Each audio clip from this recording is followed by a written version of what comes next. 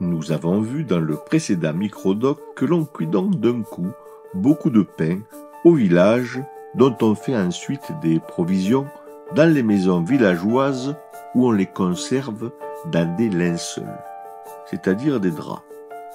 La rémunération du fournier se fait en nature puisqu'il prélève un pain par fournée.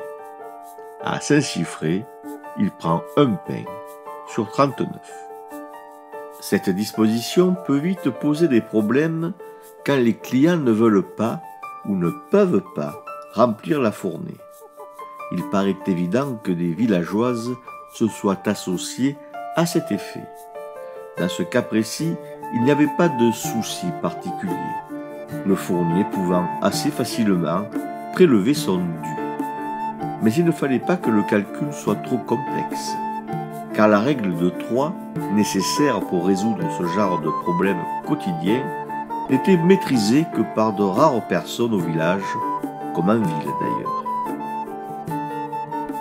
On s'en rend très bien compte à Uzès, en 1598, quand un essai sur le pain est réalisé par les consuls, c'est-à-dire les représentants de la cité d'Uzès. Nous parlerions aujourd'hui des maires et des conseillers politiques. Sur ce document tiré des archives municipales de la ville, on remarque une table de multiplication permettant de calculer le prix du pain en fonction du prix de la farine. Ce dernier prix étant libre et déterminé par le marché, alors que celui du pain est fortement réglementé par les autorités municipales. Il fallait donc absolument des modes de prélèvement simples pour éviter les tensions entre les clients et les fourniers. C'est que les fours à pain sont des lieux délictuogènes, producteurs d'une considérable documentation judiciaire qui montre bien que le plus souvent, les algarades dans le four sont imputables à des petits cuiseurs à la recherche d'un peu de place pour cuire un pain unique. On voit des femmes venir un peu avant midi pour cuire un pain et profiter d'une place dans la fournée. Cela veut dire qu'on demandait à l'exécutant de serrer les pains pour gagner un peu de place. Et cela pouvait ne pas plaire à celle qui allait payer la fournée. On pouvait expliquer à ceux que l'on voyait comme des resquilleurs qu'il y avait du pain à vendre chez le revendeur local. Nous parlerions aujourd'hui de l'épicier, que fournissait d'ailleurs le fournier avec les pains de sa rémunération. Il faut donc aussi imaginer un petit commerce informel de pain dans le village permettant à chacun de pouvoir disposer de cet aliment si important à cette époque.